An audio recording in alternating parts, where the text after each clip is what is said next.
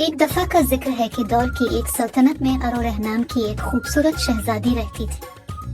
हर कोई इससे प्यार करता था क्योंकि वो मेहरबान और नर्म मिजाज थी। अरोरह के पास एक खास तोहफा था। वो जानवरों से बात कर सकती थी और सबसे खूबसूरत गाने गा सकती थी। जंगल की मखलूक उसके दोस्त थे और वो इसकी मीठी धुनें सुनने के लिए इधर उधर जमा हो जाते, लेकिन कुछ ऐसा था जो अरवरा को मालूम नहीं था।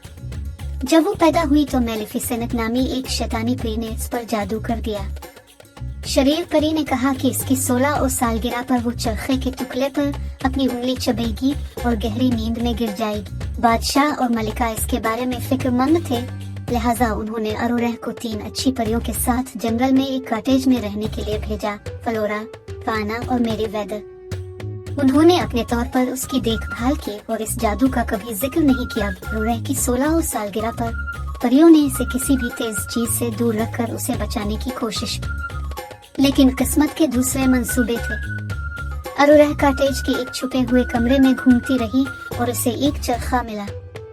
वो अपनी उंगली चबाकर गहरी नींद में गिर गई, जैसा कि पेशीन गोई की गई थी। परियों ने अरोरह की सोहबत बरकरार रखने के लिए पूरी ममलुकत को नींद में डाल दिया। उन्होंने ये भी दरियाफ्त किया कि सिर्फ हकीकी मोहब्बत का बूसा ही इसे बेदार कर सकता है। कई साल गुजर गए और फिलिप नामी एक बहादुर शहजादा महल में आया।